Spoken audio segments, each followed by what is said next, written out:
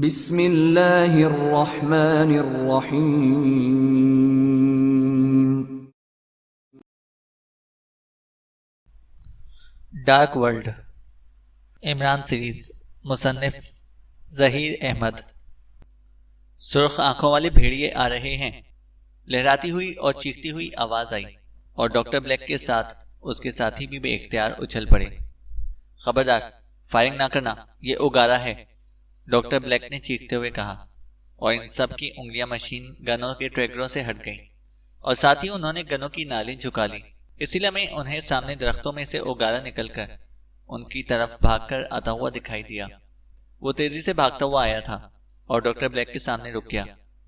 आका, स्याह भेड़िए आ रहे हैं, उनकी तादाद बहुत ज्यादा है और वो सब बेहद खूंखार और ताकतवर हैं, उगारा ने डॉक्टर ब्लैक से मुखातिब होकर कहा। तेजी से भागकर आने के बावजूद उसका सांस नहीं फूला था। वो डॉक्टर ब्लैक के सामने ऐसे आकर खड़ा हो गया था जैसे नॉर्मल अंदाज में चलता हुआ आया हो। ओह, वो किस तरफ से आ रहे हैं? डॉक्टर ब्लैक ने परेशान होते हुए पूछा। जिस तरफ से मैं आया हूं, ओगारा ने जवाब दिया। कितनी दूर हैं और वो कितनी बड़ी तादाद में हैं? डॉक्टर ब्लैक ने पूछा। वो ज्यादा दूर नहीं है आका, वो बेशुमार हैं, उन्हें इंसानी खून की बू मिल गई है, इसलिए वो इस तरफ भागे चले आ रहे हैं, ओगारा ने कहा। क्या तुम उनसे लड़ सकते हो? डॉक्टर ब्लैक ने कहा। नहीं आका, सुर्ख आंखों वाले स्याह जानवरों का मुकाबला करना मेरे बस में नहीं है, उगारा ने पहली बार खौफ भरे लहजे में कहा। ठीक है, तुम जाओ, छुप जाओ, मैं और मेरे साथी इनसे खुद ही निपट लेंगे, डॉक्टर ब्लैक ने कहा। तो ओगारा ने इस बात में सर हिलाया और तेजी से दाएं तरफ भागता चला गया और देखते ही देखते दरख्तों के पीछे गायब हो गया। तुम सब पोजीशनें संभाल लो, इस तरफ से आप भेड़ियों के गिरोह आ रहे हैं, हमें इन सबको हलाक करना होगा, नहीं तो वो तुम में से किसी को जिंदा नहीं छोड़ेंगे, डॉक्टर ब्लैक ने पलटकर चीखते हुए कहा। और उसके साथियों में जैसे हड़बूंग सी मच गई और उन्होंने तेजी से इधर उधर भागना शुरू कर दिया और खुद को दरख्तों के पीछे छुपाना शुरू कर दिया। इनमें से कई मुसल्ला अफराद तेजी से दरख्तों पर भी चढ़ गए थे। डॉक्टर ब्लैक के कहने पर अब इन सब ने आंखों से गॉगल्स हटाकर मशीन गनों के साथ लगी हुई टॉर्चें रोशन कर ली थी ताकि ज्यादा आसानी से स्याह भेड़ियों को देख सकें। अभी थोड़ी ही देर गुजरी होगी कि जंगल में बेशुमार और तेज भागते हुए कदमों के साथ भेड़ियों के खौफनाक अंदाज में चीखने की आवाजें सुनाई दी और फिर उन्होंने सामने दरख्तों के पीछे से स्याह रंग के बड़े बड़े और जसीम भेड़ियों को अपनी तरफ आते हुए देखा। भेड़ियों की तादाद वाकई बहुत ज्यादा थी और वो आम भेड़ियों से कहीं ज्यादा बड़े और ताकतवर दिखाई दे रहे थे। उनके मुंह खुले हुए थे जिनसे उनके लंबे और नुकीले दांत दूर से साफ दिखाई दे रहे थे।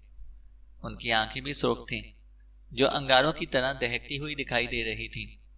वो चीखते और छलांगे मारते हुए इसी तरफ आ रहे थे। डॉक्टर ब्लैक ने भी स्कॉट से एक मशीन गन ले ली थी और एक दरख्त की आड़ में खड़ा इन भेड़ियों की तरफ ही देख रहा था। फायर! जैसे ही भेड़िए मशीन गनों की रेंज में आए, डॉक्टर ब्लैक ने अपने साथियों को चीखते हुए फायरिंग करने का हुक्म दिया। दूसरे लम्हे माहौल यकलख्त मशीन गनें चलने की तेज आवाजों से गूंज उठा।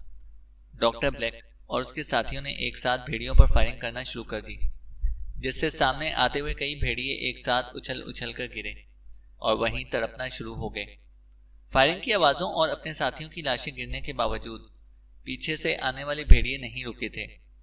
वो अपने साथियों के ऊपर से छलांगे लगाते हुए इन्हीं की तरफ आ रहे थे और फिर जैसे वो डॉक्टर ब्लैक के साथियों पर उछल उछल कर झपटना शुरू हो गए, दूसरे लम्हे माहौल इन भेड़ियों समेत बेशुमार इंसानी चीखों से गूंज उठा था।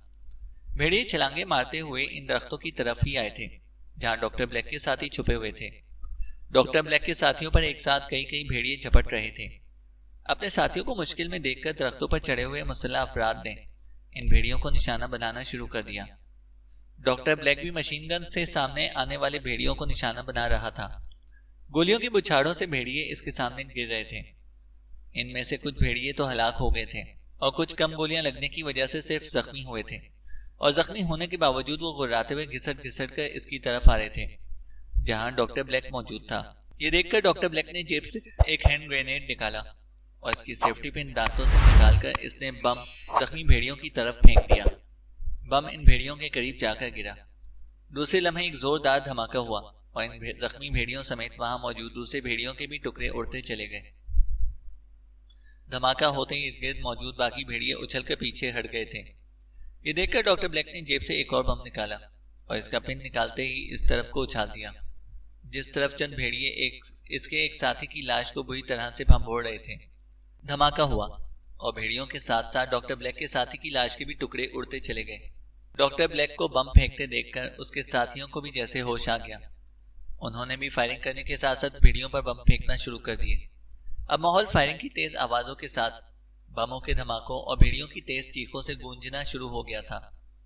बमों के जोरदार धमाकों ने इन भेड़ियों को बुरी तरह से बुखलाहट में मुब्तला कर दिया और वो छलांगे मारते हुए इधर उधर बिखर गए थे। ये बमों से डर रहे हैं, इन पर ज्यादा से ज्यादा बम बरसाओ, डॉक्टर ब्लैक ने चीखते हुए कहा। तो दरख्तों पर मौजूद अफराद ने भी भेड़ियों पर बम बरसाना शुरू कर दिए जिससे जंगल का माहौल बुरी तरह से थर्रा उठा था और मुसलसल होने वाले धमाकों ने भेड़ियों को तितर बितर कर दिया था। वहां हर तरफ खुश झाड़ियां सी उगी हुई थी। बमों के धमाकों से आग का अलाव सा रोशन होता चला गया जिससे झाड़ियों में आग लग जाती थी और आग देखकर भेड़ियों ने डरकर वहां से भागना शुरू कर दिया। भेड़ियों को तितर बितर होते और भागते देखकर डॉक्टर ब्लैक और इसके साथियों में नया जोश सा भर गया था और उन्होंने और शिद्दत से वहां फायरिंग और धमाके करना शुरू कर दिए जिससे बच जाने वाले भेड़िए चीखते चिल्लाते वहां से दूर भाग गए। थोड़ी ही देर में मैदान साफ हो चुका था। अब वहां हर तरफ भेड़ियों की लाशें दिखाई दे रही थीं जो डॉक्टर ब्लैक और उसके साथियों की गोलियों और बमों का शिकार हुए थे, जबकि बाकी सब भेड़िए वहां से भाग गए थे। उनके भागने की आवाजें दूर तक सुनाई दे रही थीं। जैसे ही मैदान साफ हुआ, डॉक्टर ब्लैक और उसके साथियों ने बम बरसाने और फायरिंग करना बंद कर दी। वहां एक बार फिर खामोशी छा गई थी। अलबत्ता इस खामोशी में इनके जख्मी साथियों की चीखें और कर्राहें जरूर सुनाई दे रही थीं, जिन्हें तेज और मुसलसल होने वाली फायरिंग के बावजूद भेड़ियों ने दांत और पंजे मार कर बुरी तरह से जख्मी कर दिया था। डॉक्टर ब्लैक और इसके कुछ साथी कुछ देर इसी तरह दरख्तों के पीछे दुबके रहे। फिर डॉक्टर ब्लैक दरख्त के पीछे से निकलकर बाहर आ गया और वो अपने हलाक और जख्मी होने वाले साथियों की तरफ को देखने लगा। स्कॉट, डॉक्टर ब्लैक ने स्कॉट को आवाज दी तो स्कॉट एक दरख्त के पीछे से निकलकर तेजी से इस तरफ आया। इसका चेहरा सता हुआ था और अभी इसके चेहरे पर खूंखार भेड़ियों का खौफ दिखाई दे रहा था। यस डॉक्टर ब्लैक, स्कॉट ने नजदीक आकर हिकलाती हुई आवाज में कहा। देखो हमारे कितने साथी हलाक हुए हैं और कितने जख्मी हुए हैं, डॉक्टर ब्लैक ने कड़क लहजे में कहा। तो स्कॉट सर हिलाकर तेजी से पलट गया। थोड़ी देर बाद वो वापस आया तो इसका चेहरा बुझा हुआ था। हमारे 5 साथी हलाक हो गए हैं और 12 साथी जख्मी हैं, स्कॉट ने डॉक्टर ब्लैक से मुखातिब होकर कहा। जख्मियों में से कितने अफराद हमारे साथ चल सकते हैं, डॉक्टर ब्लैक ने इसी अंदाज में पूछा। उनमें से 3 अफराद चल सकते हैं, बाकी सबकी हालत ऐसी नहीं है कि वो हमारे साथ आगे जा सकें, स्कॉट ने जवाब दिया। ठीक है, इन 3 को छोड़कर बाकी सबको गोलियां मार दो और चलो, डॉक्टर ब्लैक ने सफाकाना लहजे में कहा।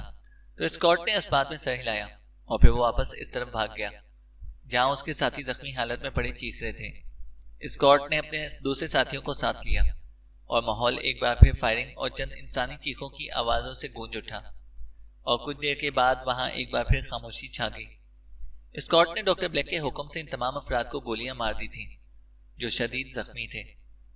चलो यहाँ से जल्दी निकलो, यहाँ भेड़ियों के साथ साथ इंसानी लाशें भी हैं। इन लाशों को खाने के लिए भागने के लिए वाले भेड़िए यहाँ वापस भी आ सकते हैं। इससे पहले कि वो यहाँ पर वापस आए, हमें यहाँ से निकल जाना चाहिए, डॉक्टर ब्लैक ने कहा। तो दरख्तों पर मौजूद अफराद को कूद कूद कर नीचे आने लगे और फिर कुछ ही देर में वो सब एक बार फिर डॉक्टर ब्लैक के सामने आगे बढ़े चले जा रहे थे। अभी वो थोड़ी दूर गए थे कि अंधेरे से ओगारा भी निकलकर इनके साथ आ गया।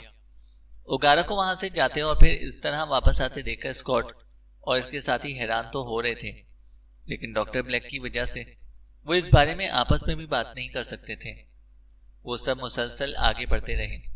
इस बार आगे बढ़ते हुए स्कॉट ने डॉक्टर ब्लैक के कहने पर रास्ते में वक्फे वक्फे से बम ब्लास्ट करना शुरू कर दिए ताकि अब इनसे सुर्ख आंखों वाले स्याह जानवर भी दूर रह सकें। घने दरख्तों, झाड़ियों और ऊंचे नीचे रास्तों से गुजरते हुए वो ढलानी इलाके में दाखिल हो गए। अभी चूंकि रात बाकी थी, इसलिए क्रॉस विजन गॉगल्स और मशीन गनों के साथ मुंसलिक टॉर्चों की रोशनी में वो सब इन ढलानों से नीचे जाना शुरू हो गए। 2-3 ढलाने पार करके वो एक मैदानी इलाके में आए जहां खारदार झाड़ियों की कसरत थी। ये खारदार झाड़ियां चूंकि इनके लिए खतरनाक साबित हो सकती थी, इसलिए डॉक्टर स्कॉट के हुक्म पर इन झाड़ियों को लेजर लाइट से जलाकर रास्ता बनाना शुरू कर दिया गया था, ताकि इन रास्तों पर चलते हुए वो और इसके साथी जख्मी ना हो जाएं। सुर्ख आंखों वाले स्याह भेड़ियों के हमले में इसके 12 साथी हलाक हुए थे और डॉक्टर ब्लैक अब ये नहीं चाहता था कि मंजिल तक पहुंचने से पहले इसका कोई और साथी हलाक या जख्मी हो। इसलिए वो पूरी एहतियात बरत रहा था और जहन में कशाका के बताए हुए रास्तों की रोशनी में वो अपने साथियों को महफूज रास्तों से गुजार कर जा रहा था। कशाका ने इसे होबानी कबीले वालों का भी बताया था, लेकिन डॉक्टर ब्लैक ने चूंकि आम जानवरों और दरिंदों को भगाने के लिए एक खास अमल किया था, इसलिए उसे यकीन था कि होबानी कबीले वाले भी इनके रास्ते में नहीं आएंगे, और अगर वो इनके सामने आ भी जाते तो डॉक्टर ब्लैक इनसे अकेला निपट सकता था। मैदानी इलाकों से गुजरकर वो एक पहाड़ी सिलसिले में दाखिल हो गए। तमाम पहाड़ियां भी दरख्तों और झाड़ियों से भरी हुई थीं। इन पहाड़ियों पर चढ़ते और उतरते हुए इन्हें दिक्कत तो जरूर रही ही थी, लेकिन वो सब डॉक्टर ब्लैक की सरकर्दगी में रुके बगैर आगे बढ़े चले जा रहे थे। फिर डॉक्टर ब्लैक ने जब इन पहाड़ी इलाकों में चंद पुराने खंडर देखे तो इसे वहीं रुकने का फैसला कर लिया। इस वक्त तक सुबह की सफेदी नमूदार होना शुरू हो गई थी। डॉक्टर ब्लैक ने भी चौंके यही फैसला कर रखा था कि वो रात के वक्त सफर करेगा और दिन के वक्त आराम। इसलिए खंडर देखकर इसने सब अफराद को वहीं रुकने का कह दिया और उसके साथ ही खंडरात चेक करने के लिए आगे बढ़ गए, ताकि वहां अगर हशातुल अर्ज या जहरीले स्याह सांप हो तो वो इन्हें वहां से भगा सके। इन इलाकों में चूंकि जहरीले मच्छर और सुर्ख मक्खियों की भी बहुतात थी, इसलिए उन्होंने वहां हर तरह के स्प्रे करना शुरू कर दिए थे, ताकि वो सब सो भी रहे हों तो जहरीले मच्छरों और सुर्ख मक्खियों से महफूज रह सकें। खंडरात किसी पुराने कबीले के थे जिसे खत्म हुए शायद बरसों बीत गए थे। अब वहां तख्तों की बनी हुई टूटी फूटी झोपड़ियां ही मौजूद थीं, जो अब जानवरों के भिट बनी हुई थी, लेकिन अब वहां कोई जानवर नहीं था। इनमें से चंद झोपड़ियां ऐसी थी जिन्हें थोड़ा बहुत मुरम्मत करके वो अपने लिए करामत बना सकते थे। चुनाचा उन्होंने झोपड़ियों को मुरम्मत करने के साथ साथ वहां अपने खेमे लगाना शुरू कर दिए, और फिर इनमें से कुछ अफराद अपने खाने पीने का बंदोबस्त करना शुरू हो गए, जबकि डॉक्टर ब्लैक इनसे अलग थलग एक चट्टान पर जाकर बैठ गया। वो गारा इसके करीब ही था। वो इसके करीब किसी बुत की तरह खामोश और साकित खड़ा था, जैसे अगर इसे कोई हिलाएगा नहीं तो वो इसी तरह वहां इस्तादा रहेगा। गोलियां जाबेला के जिस्म पर पड़ी। उसके जिस्म में बेशुमार सुराख करती हुई इसकी कमर से निकल गई थी, लेकिन जाबेला अपनी जगह से 1 इंच भी ना हिली और उसके जिस्म से खून की एक बूंद भी नहीं निकली थी। और फिर उन्होंने जाबेला के जिस्म में गोलियों से बने हुए सुराख खुद ब खुद मुंदमिल होते हुए देखे। जख्म इस तरह खुद ब खुद बंद होते देखकर उनकी आंखें हैरत से फैलती जा रही थीं। जाबेला अपनी जगह पर इत्मीनान से खड़ी थी, जैसे उसे कुछ हुआ ही ना हो। क्या मतलब? इस पर गोलियों का असर क्यों नहीं हुआ? इंस्पेक्टर आसिफ ने हिकलाते हुए कहा। हाँ, और इसके जख्म भी मुंदमिल हो गए हैं, जैसे इसका जिस्म रबड़ का बना हुआ हो। इंस्पेक्टर रेखा ने खोए खोए लहजे में कहा। ये शैतानी जरियत है, इस पर भला गोलियों का क्या असर होगा? तारिक ने मुंह बनाते हुए कहा। अपनी चलाई हुई गोलियों का हशर देखकर कैप्टन हमीद भी दंग रह गया था। बाकी सबकी हालत भी कैप्टन हमीद जैसी हो रही थी। उन्हें अपनी आंखों पर यकीन नहीं आ रहा था कि इस कदर गोलियां लगने के बावजूद जाबेला को कुछ नहीं होगा और उसके जिस्म से गोलियों के निशानात भी मिट जाएंगे। मेरा ख्याल है अब तुम सबको यकीन हो गया होगा कि मैं कौन हूं और क्या कर सकती हूं, जाबेला ने कहा, और इन सब ने बेख्तियार होंठ भेज लिए। तुम सागंदी हो और मैं जानता हूं कि सागंदियां अगर किसी एक इंसान के जहन पर कब्जा कर लें तो वो दूसरे किसी इंसान को अपने बस में नहीं कर सकती। तुम कर्नल फरीदी को तो अपने मकसद के लिए इस्तेमाल कर सकती हो, लेकिन हमें नहीं, तारिक ने गुर्राते हुए कहा। जो कहना चाहते हो खुलकर कहो, जाबेला ने उसे घूर कर कहा। तुमने कर्नल फरीदी को अपने बस में किया हुआ है और हम यहाँ इसके कहने पर आए हैं। तुम्हारे और तुम्हारी बहन के बारे में कर्नल फरीदी ने हमसे झूठ बोला था। इस तरह इसने यकीनन ये भी झूठ कहा होगा कि हम यहाँ कीमती दस्तावेजात की तलाश में आए हैं। कर्नल फरीदी चूंकि तुम्हारा महकूम है, ये तुम्हारे कहने पर यहाँ आया है। इसका मतलब साफ है कि तुम इसे और हम सबको अपने किसी शैतानी मकसद के लिए यहाँ पर लाई हो। तुम्हारा शैतानी मकसद क्या है ये मैं नहीं जानता, लेकिन अब जबकि तुम्हारी हकीकत हम पर अया हो चुकी है, इसलिए हम ना कर्नल फरीदी का साथ देंगे और ना ही तुम्हारा, तारिक ने कहा। ओह, तो ये बात है, जाबेला ने जहरीले लहजे में कहा। हाँ, तारिक ने इस बात में सर हिलाकर कहा। क्या ये सिर्फ तुम्हारा फैसला है? जाबेला ने उसकी तरफ देखते हुए पूछा। नहीं, हम सब तारिक साहब के साथ हैं। हम तुम्हारे किसी शैतानी मकसद में तुम्हारा साथ नहीं देंगे, कैप्टन हमीद ने निहायत गुस्सीले लहजे में कहा। और बाकी सब भी इसकी तकलीद में असबात में सर हिलाने लगे, ये जानते हुए भी कि कर्नल फरीदी मेरे कब्जे में है और मैं इसके साथ कुछ भी कर सकती हूँ। फिर भी तुम ये कह रहे हो कि तुम मेरा साथ नहीं दोगे? जाबेला ने इन सबको घूरते हुए गुर्राहट भरी लहजे में कहा। ज्यादा चालाक बनने की कोशिश मत करो जाबेला। मैं जानता हूं जिस इंसान को तुम जैसी बदरूहों ने अपने कब्जे में कर रखा हो उसे तुम कोई नुकसान नहीं पहुंचा सकती, तारिक ने कहा। और जाबेला ने गुस्से से जबड़े भेज लिए। तुम मेरे बारे में जरूरत से कुछ ज्यादा ही जानते हो, जाबेला गुर्राई। हाँ, अब तुम्हारे लिए बेहतर यही होगा कि तुम कर्नल फरीदी को आजाद कर दो और हमें यहां से वापस जाने दो, तारिक ने कहा। यह नामुमकिन है। जब तक मेरा काम पूरा नहीं होगा मैं तुम में से किसी को वापस नहीं जाने दूंगी, जाबेला ने गुस्सीले लहजे में कहा। काम क्या है ये तो बताओ, तारिक ने तेज लहजे में कहा। तुम सबको डार्क वर्ल्ड जाकर मेरे लिए एक स्याह संदूक हासिल करना है, जाबेला ने कहा। स्याह संदूक?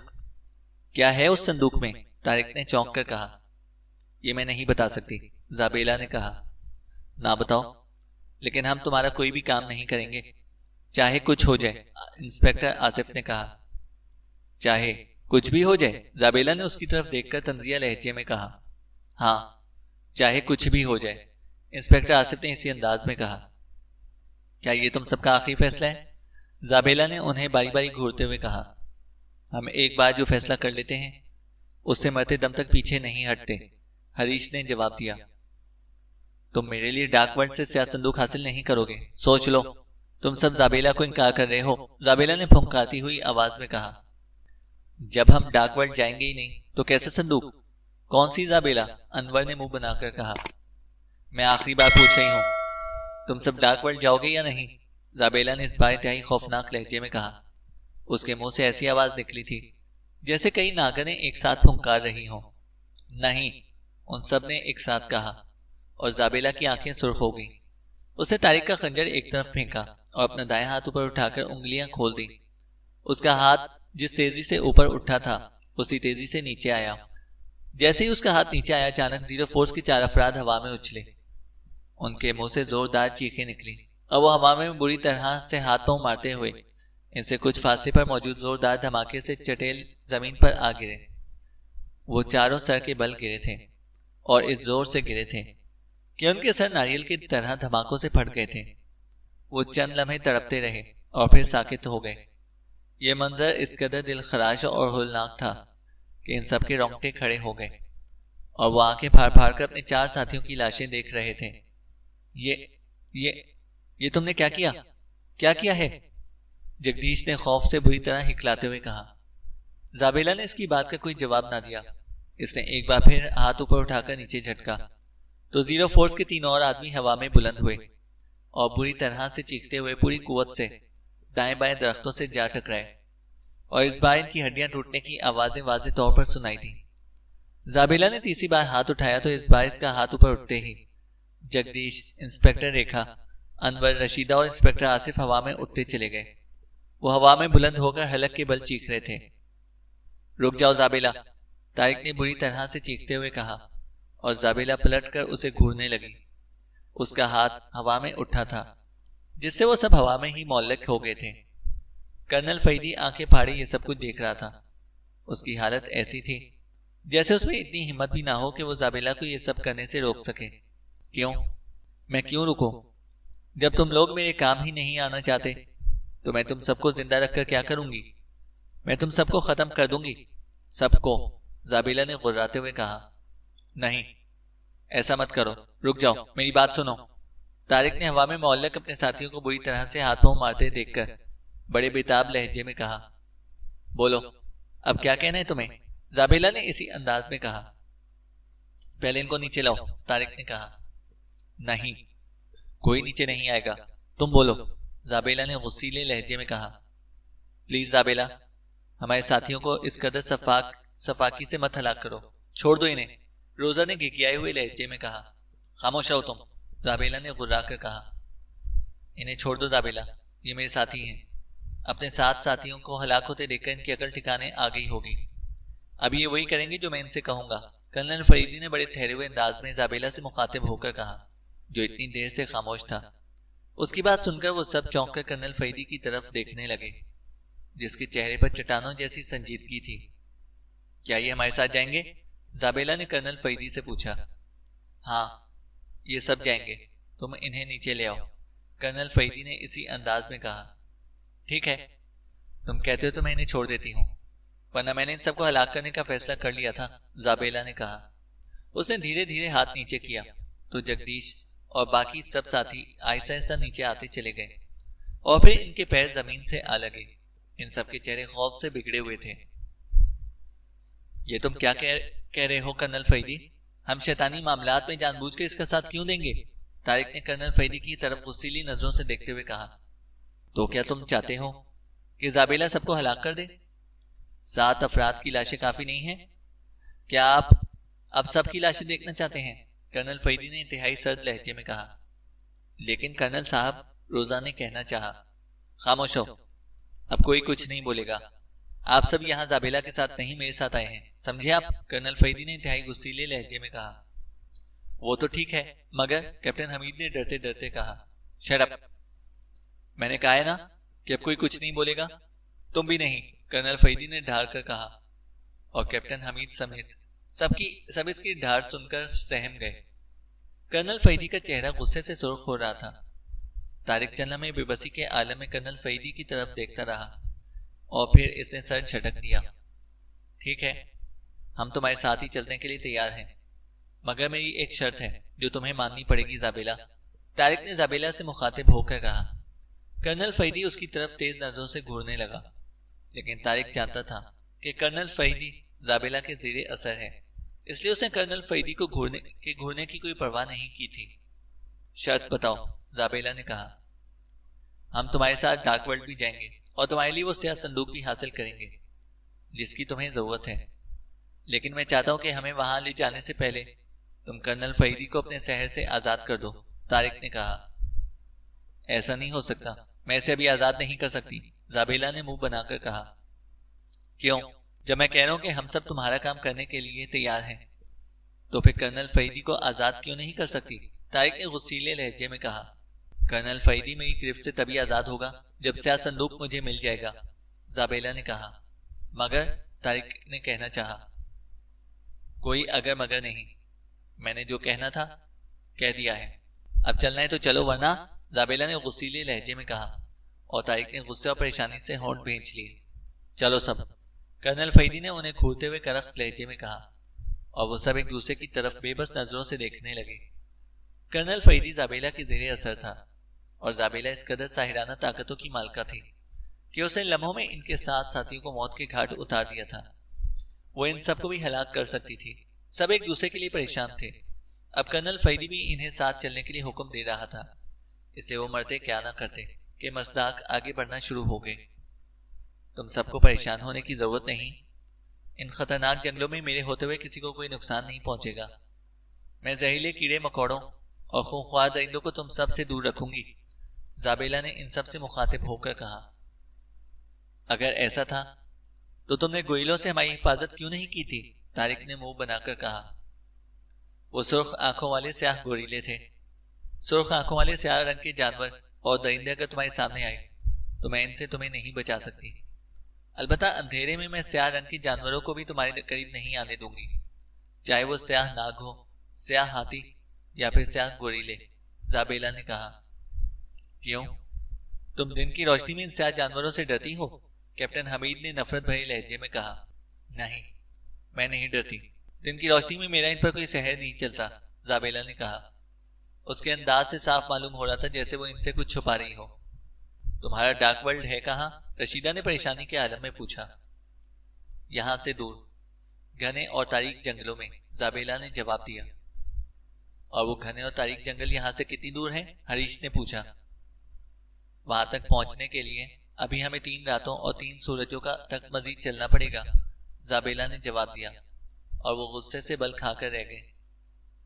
क्या हमें दिन रात चलना पड़ेगा? तारिक ने भुनाए हुए लहजे में कहा। नहीं, आराम के वक्त तुम आराम कर सकते हो, खाने पीने के वक्त भी तुम रुक सकते हो, लेकिन जितना ज्यादा चलते रहोगे इतनी जल्द डार्कवर्ल्ड पहुंच जाओगे, जाबेला ने जवाब देते हुए कहा। इतने दिन हम खाएंगे पिएंगे क्या? क्या ये घास फूस या दरख्तों के पत्ते? अनवर ने गुस्सीले लहजे में कहा। खाने पीने का सामान तुम्हारे पास मौजूद है, मगर मैं जानती हूँ खाने पीने का ये सामान इतना ज्यादा नहीं है, लेकिन अगर तुम कनात से खाओ और कुछ बचा के रखो तो तुम यहाँ भूखे नहीं मरोगे। और इन जंगलों में भी खाने पीने की कोई कमी नहीं है। इन जंगलों में केले, अनानास, सेब और अंगूरों जैसे हमा किस्म के फल मौजूद हैं जो तुम्हारी भूख भी मिटा सकते हैं और प्यास भी, जाबेला ने कहा। बहुत तेज है, इंस्पेक्टर रेखा ने बड़बड़ाते हुए कहा। तुम्हारी सोचों से भी ज्यादा, जाबेला ने इसकी तरफ मुड़कर कहा, और इंस्पेक्टर रेखा ने बेइख्तियार चौंक पड़ी।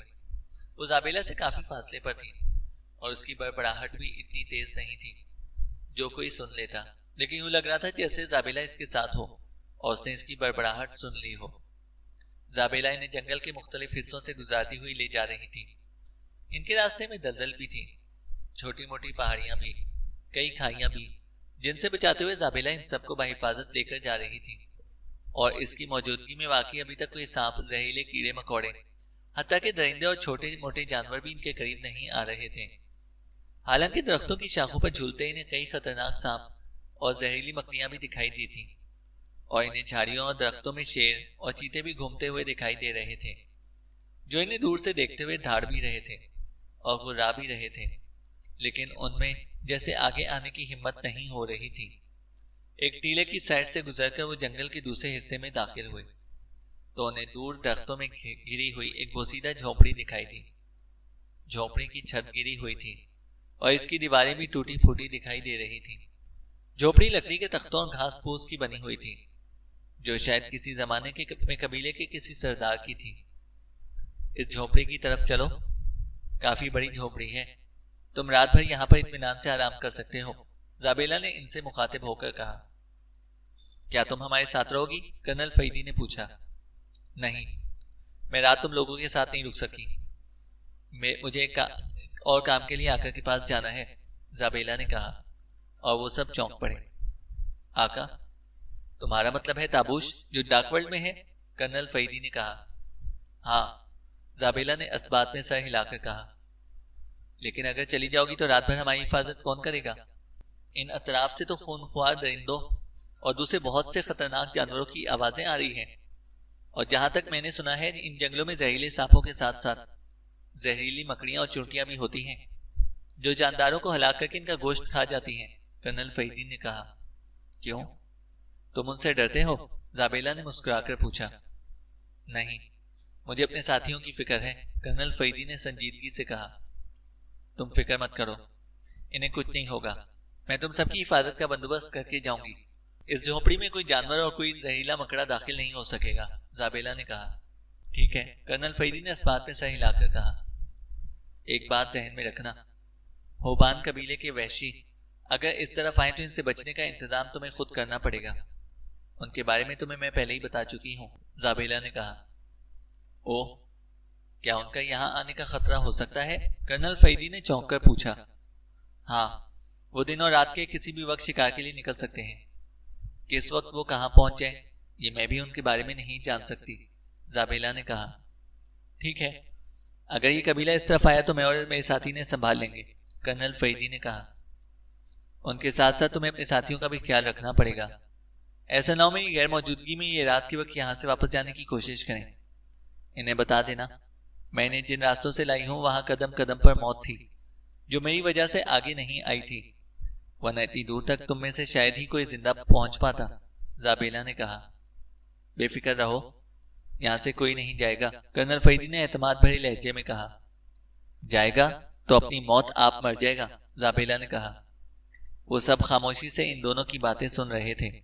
जाबेला जैसी शैतानी ताकत की मौजूदगी में वो आपस में बातें कर रहे थे, और जाबेला ने जिस तरह जीरो फोर्स के 7 अफराद को हलाक किया था, इन 7 अफराद की हलाकत का भी इनके जहनों पर गहरा असर था।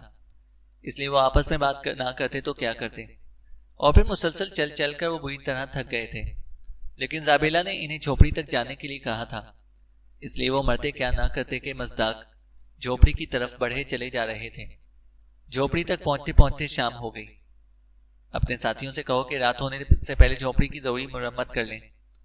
छत डालकर टूटे फूटे तख्ते जोड़कर दीवारें सीधी कर लें और अंदर खुश्क घास फैला लें ताकि रात भर ये सुकून से सो सकें। जाबेला ने कर्नल फरीदी से मुखातिब होकर कहा, यह सब तुम्हें कहने की जरूरत नहीं है, इतनी अकल है हम में कि हमें क्या करना है और क्या नहीं। तारिक ने गुस्से से कहा, मैं तुमसे नहीं कर्नल फरीदी से बात कर रही हूं। जाबेला घुर्राई। इससे तुम हमारे लिए कह रही हो, तारिक ने कहा। मैं जो कह रही हूं इसी में तुम सबकी भलाई है, जाबेला ने कहा। भलाई हो? अब शैतानी जरियात हमारी भलाई करेंगी? तारिक घुर्राया। तुम शिकारी हो और मेरी गैर मौजूदगी में तुम इन सब की बेहतर रखवाली कर सकते हो, इसलिए मैं तुम्हारा बहुत लिहाज कर रही हूं, वरना तुम्हारी कड़वी जबान खींचना मेरे लिए कुछ भी मुश्किल नहीं है, जाबेला ने गुस्से से कहा। तो खींच लो, तुम्हें रोका किसने? तारिक ने जवाब दिया और जाबेला इसे घूर कर रह गई। जब वक्त आएगा तो मैं ऐसा भी कर गुजरूंगी, जाबेला ने घुरा कर कहा और तारिक गुस्से से हंकारा भर कर रह गया। और ये तुम कर्नल फरीदी से किस कबीले की बात कर रही थी? तारिक ने अचानक ख्याल आने पर चौंकते हुए पूछा। उसने जाबेला के मुंह से कबीले की बात जरूर सुनी थी, लेकिन उसने नाम पर तवज्जो नहीं दी थी। मैंने होबान कबीले की बात की थी, जाबेला ने कहा और तारिक होबान कबीले का सुनकर उछल पड़ा। होबान कबीला? ओह, तुम इस आदमखोर कबीले की बात कर रही हो जो जंगलों में दिन रात घूमते रहते हैं और जानवरों और इंसानों का शिकार करते हैं, तारिक ने कहा। हाँ, कर्नल फरीदी को मैंने इसी कबीले का बताया है। तुम सब इस झोपड़ी में जंगली आफात से तो महफूज रहोगे, लेकिन अगर होबान कबीला यहाँ पर आ गया तो मैं भी इनसे तुम्हें नहीं बचा सकूंगी, जाबेला ने कहा और तारिक ने बेख्तियार होंठ भींच लिए। वो होबान कबीले से बखूबी वाकिफ था। होबान कबीले के वहशी वाकई बेहद ताकतवर, बेरहम और इंतहाई सफाक थे। वो जंगलों में जानवरों से ज्यादा इंसानों के शिकार की ताक में रहते थे और एक बार इन्हें कोई इंसान दिखाई दे जाता तो वो इसे पकड़कर फौरन इसे काटकर टुकड़े टुकड़े करके आपस में तकसीम करके खा जाते थे। इन कबीले वालों का जंगल में कोई मुस्तकिल ठिकाना नहीं था। वो ग्रोह की शक्ल में जंगलों में घूमते फिरते रहते थे। होबान कबीले के वहशी एक बार जिनके पीछे पड़ जाते उन्हें इस वक्त तक नहीं छोड़ते थे जब तक वो इन्हें हलाक न कर देते। होबान कबीले वालों का सुनकर तारिक खामोश हो गया। उसने अपने साथियों को झोपड़ी की जरूरी मुरम्मत पर लगा दिया। रात होने तक वो झोपड़ी मुकम्मल तौर पर ठीक कर चुके थे। उन्होंने झोपड़ी की दीवारें भी ठीक कर दी थी और छत भी डाल दी गई थी। छत डालने के लिए उन्होंने केले के पत्तों का इस्तेमाल किया था जो बड़े बड़े थे। इन पत्तों से छत ढक गई थी। अब अगर वहां तेज बारिश भी हो जाती तो केले के पत्तों की वजह से वो सब बारिश में भीगने से बच भी सकते थे। इनके पास खुश्क खुराक और पीने के लिए पानी की बोतलें थी। इन सब ने खा पीकर झोपड़ी में डेरा डाल दिया। तारिक साथ केरोसिन लैंप लाया था जिसे इसने जलाकर झोपड़ी की एक दीवार से लटका दिया। गो के केरोसिन के चलने वाले लैंप की रोशनी इतनी ज्यादा नहीं थी, लेकिन वो झोपड़ी में एक दूसरे को बखूबी देख सकते थे। तारिक ने झोपड़ी के बाहर खुश्क लकड़ियां इकट्ठी करके आग जला ली थी और आग के करीब एक पत्थर लगकर इस पर बैठ गया था। रात होते वह खुमकी होना शुरू हो गई। दिन भर मौसम साफ रहा था, कहीं कहीं बादल भी गड़गड़ा रहे थे। मौसम बदलते देखकर तारिक को अंदाजा हो रहा था कि अगर इन जंगलों में एक बार बारिश होना शुरू हो गई तो फिर बारिश का रुकना महाल हो जाएगा। इन जंगलों में होने वाली बारिश तूफानी और इंतहाई मूसलाधार होती थी। बाज औकात तो इस कदर तूफानी झक्कड़ आते थे जिससे जंगल उथल पुथल होकर रह जाता था। रात गुजरने के साथ साथ वहां तेज हवाएं भी चलना शुरू हो गई थी जो जंगल के घने दरख्तों से गुजरती हुई ऐसी आवाजें पैदा कर रही थी जैसे वहां बेशुमार बदरूहें तेज आवाजों में बैन कर रही हों। रात होते ही जाबेला वहां से चली गई थी। वो शैतानी जरियत और साहिरा होने के बावजूद वहां से गायब होकर नहीं गई थी। वो आम इंसानों की तरह एक तरफ चली गई थी और फिर झाड़ियों और दरख्तों में कहीं जाकर गायब हो गई थी। उसके जाने के बावजूद कर्नल फरीदी के तेवर नहीं बदले थे। वो इन सबसे अलग थलग रह रहा था। यूं लग रहा था जैसे वो इनमें से किसी की बात ना करना चाहता हो, बल्कि रात पड़ते ही वो झोपड़ी के कोने में जाकर लेट गया और इसने यूं आंखें बंद कर ली थी जैसे थकावट से उसे नींद आ गई हो। कैप्टन हमीद और बाकी सब देर तक कर्नल फरीदी और जाबेला के बारे में बातें करते रहे और फिर वो सब झोपड़ी में आकर सोने के लिए लेट गए, लड़कियां एक तरफ और मर्द दूसरी तरफ। अलबत्ता तारिक इसी तरह झोपड़ी के बाहर ही था। उसके पास एक खंजर, टेली नाइट स्कोप और एक दूर मार राइफल थी। कैप्टन हमीद और बाकी सब ने उसे झोपड़ी के अंदर आने के लिए कहा था, लेकिन तारिक ने मना कर दिया था। वो रात भर जाग कर पहरा देना चाहता था। जाबेला ने इन सब की हिफाजत का वहां क्या इंतजाम किया था ये तारिक नहीं जानता था, इसलिए वो जंगल के माहौल में अपने साथियों के लिए कोई भी खतरा मोल नहीं ले सकता था। इसे जंगल के जानवरों और जहरीले हशातुल अर्ज से ज्यादा होबान कबीले के वैश्यों की फिक्र थी। वो जानता था कि होबान कबीले के वैश्यों की सूंघने की हिस्स बहुत तेज है। इन जंगलों में जब भी कोई नया इंसान दाखिल होता था, इसकी बू होबान कबीले वालों तक पहुंच जाती थी और फिर वैशी इस बू के साथ होते हुए इस इंसान तक पहुंच जाते थे। तारिक ने अपना सफरी बैग अपने पास ही रखा हुआ था, जिसमें असलहा और जंगल में इस्तेमाल होने वाला जरूरी सामान भरा हुआ था। तारिक थोड़ी थोड़ी देर के बाद उठकर खड़ा हो जाता था और टेलीनाइटस्कोप आंखों से लगाकर चारों तरफ देखना शुरू कर देता था। वो अतराफ में गहरी नजरें रखे हुए था और हर आहट पर वो चौंक चौंक पड़ा था और राइफल उठाकर चीतों जैसी तेज नजरों से चारों तरफ देखना शुरू हो जाता था। रात का भी पहला पहर ही गुजरा होगा कि बादलों ने अचानक गरज चमक के साथ बरसना शुरू कर दिया। आसमान पर बिजली की बड़ी और तेज लहरों के साथ जोरदार कड़कड़ाहट होने लगी, जिससे जंगल का माहौल बुरी तरह से थर्रा उठा। अचानक होने वाली बारिश बेहद तेज थी। इस बारिश में तारिक की जलाई हुई आग बुझने लगी थी। तेज बारिश से बचने के लिए तारिक ने अपना सामान समेटा और भागकर झोपड़ी के पास आ गया। झोपड़ी की छत आगे की तरफ निकली हुई थी, जिससे वहां एक बड़ा सा शेड बन गया था। इस शेड के नीचे तारिक बारिश से महफूज तो हो गया था, लेकिन बारिश ने आग बुझा दी थी, जिससे वहां यकलख्त घुप अंधेरा छा गया था। बारिश बेहद तेज है, आप अंदर आ जाएं तारिक साहब, अंदर से कैप्टन हमीद की आवाज सुनाई दी। वो शायद अभी तक जाग रहा था। नहीं, मैं ठीक हूं, तारिक ने जवाब दिया।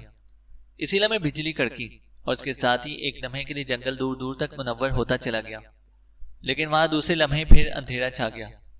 तारिक झोपड़ी के जुनूबी हिस्से की तरफ था और इस तरफ एक बड़ा मैदान था जहां दरख्त तो नहीं थे, मगर वहां हर तरफ सरकंडे फैले हुए थे और इन सरकंडों की ऊंचाई बहुत ज्यादा नहीं थी। बिजली की लहर से जो रोशनी पैदा हुई थी, इस रोशनी में मैदान के इस हिस्से में दूर इंसानी हेवले दिखाई दिए थे। गो के इंसानी हेवले तारिक ने एक लम्हे के लिए देखे थे, लेकिन इन हेवलों के कद काट देखकर तारिक बुरी तरह से उछल पड़ा। होबानी वैशी, इसके मुंह से बेख्तियार निकला। इसी लम्हे फिर रोशनी चमकी और इस रोशनी में तारिक को बेशुमार लहीम शहीम और ताकतवर वैशी इस तरफ आते हुए दिखाई दिए। इन वैश्यों की तादाद बहुत ज्यादा थी और वो तेजी से झोपड़ी की तरफ भागे चले जा रहे थे। रोशनी की चमक में तारिक ने उनके हाथों में नेज़े, मोटे और बड़े बड़े डंडे और कुल्हाड़ियां भी देख ली थी। अंधेरा होते ही इसने फौरन टेलीनाइटस्कोप आंखों से लगाई और उसे फोकस करके मैदान की तरफ देखने लगा। ओह ओह, ये होबानी वैशी ही हैं। उन्हें हमारी बू मिल चुकी है, ये यहाँ हमारा शिकार करने के लिए आ रहे हैं, तारिक ने बड़बड़ाते हुए कहा। वो तेजी से मुड़ा और बर्क रफ्तारी से झोपड़ी में दाखिल हो गया। उठो, जल्दी उठो, होबान कबीले के वैशी आ रहे हैं।